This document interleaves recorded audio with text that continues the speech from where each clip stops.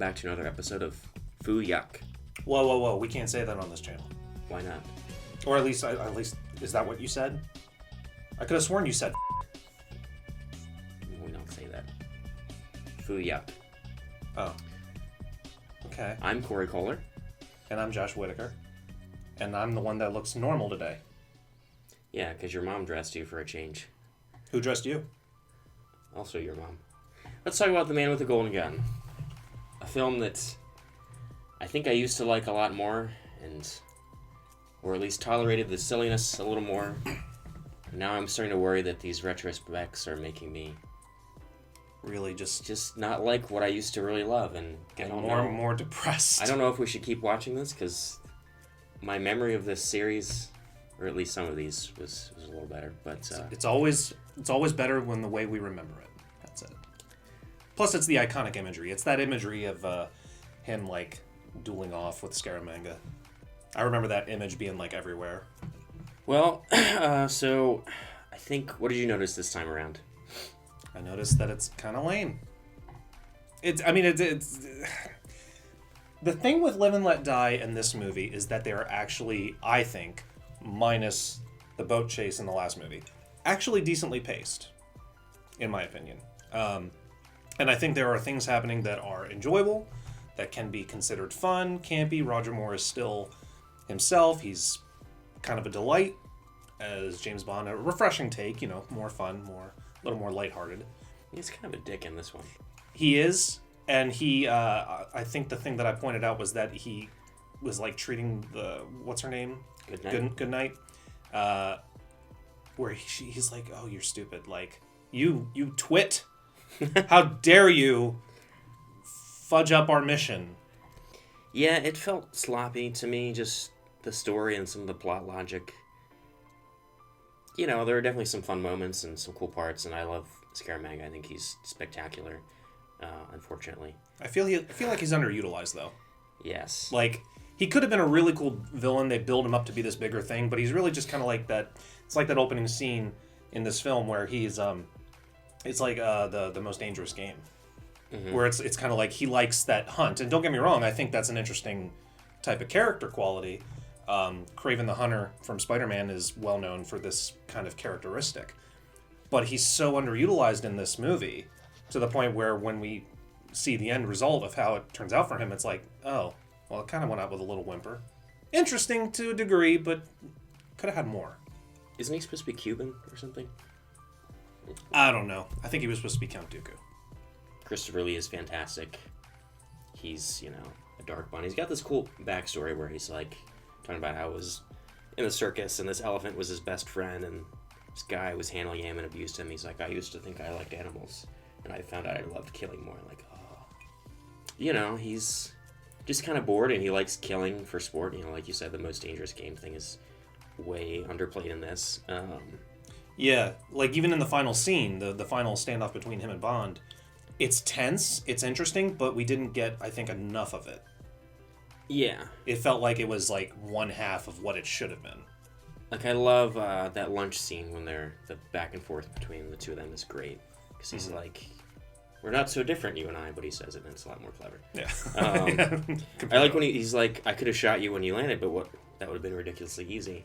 It's like, okay, this makes sense for this franchise, why they didn't, take the easy kill. And it's like, he really just wants to kill the best. Like, which to me, it's like, that's more interesting than all this stuff with the solar energy, which gets... He's a very consistent villain, and he's not terribly over the top.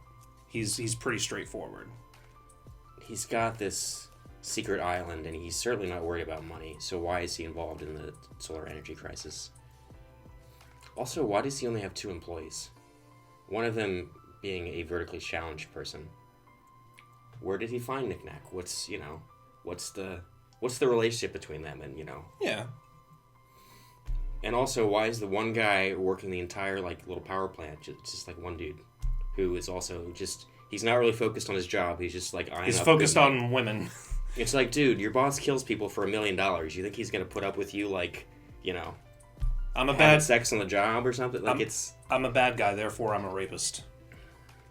But you know what I mean? Like, why is his lair so drastically understaffed? Good question. Because I don't think he cares about the energy crisis. I don't think he really cares about money at this point. He only cares about killing Bond and killing people. Do you think it was just to lure him in? Because it's shown from the very beginning that he has his eyes on the prize. Well, they say that Maude Adams sent the bullet, which I think... Why does she have to send it? I don't know. To me, this movie would be a lot better if it wasn't so gosh darn silly. Yeah. And it can be funny and silly and campy, but also the tone is, like, inconsistent. Like, I think you pointed out, like, the last fight with Knick Knack. At first, it's like, oh, he's, being resourceful, using his size to his advantage, and, like, this is kind of interesting and tense. And then you're like, wait, should I be laughing now? Like, you can't quite tell. Yeah, it's like... I feel like in that moment they are definitely playing up his size and his stature for kind of a gag. But yet even Goodnight acts like, James! Well, at first when he's, like, crawling under stuff, I'm like, oh, man, he should, like, slit his ankles or something. Like, that could be interesting. Yeah. It could be cool. But no, instead what we do to stop him is put him in a suitcase, which is kind of disrespectful. But hey, you gotta do what you gotta do. The series hasn't exactly been PC. And just the fact that we have this movie with Scaramanga, who's such a dark character, he's an alternate Bond in the same movie as J.W. Pepper, is just like... And this time... We don't need to say anymore. And this time, I don't think there's a whole lot of hope that we can cut J.W. Pepper out of this one. I think you can cut that I'm going to try. I don't think it would save the movie, but I think you should certainly cut that. But yeah, like, why is he in... Thailand or Hong Kong, I forget where exactly it is. Because he was the breakout character of Live and Let Die. And then he's like, I'm going to buy a car over here. And it's okay. Everybody wanted him to come back. I mean, the demand was higher than you'd think. Everybody loves him! And then, like... Didn't you get the action figure? Because I did. I had to spend my money on the Elephant Boy. For you, sir, $20. Throws him off the boat. Oh, yeah, that's right. Because that... I mean, granted... Kid's just trying to make a buck. Just let him, it could be the new short round. That joke I can give a little bit of a pass, because that is something the Bond joke's would fine, do. but it was, like, so unnecessary. Yeah. Like, I don't give with the a rest shit of the about adventure. This. Then we have Bond break out of the dojo, and the guy's nieces show up and defeat everybody, and Bond just kind of sits there, and he's like... Okay, yeah. You had a chance to have a really cool action sequence here. I mean, ironically, that's the best moment for women in the film is when the two nieces take everybody out. But it's such a wasted opportunity to have a fun action sequence. Yeah, but the problem is that's the same kind of trope that's used many times in an action series where it's a man who leads it, and anytime it's a woman that comes by, it's like, oh my, I guess I better put my gun down and let her fight. Like, it's the same joke used again. Rogue One did that. Which I'm just like, but she's capable. So why are we...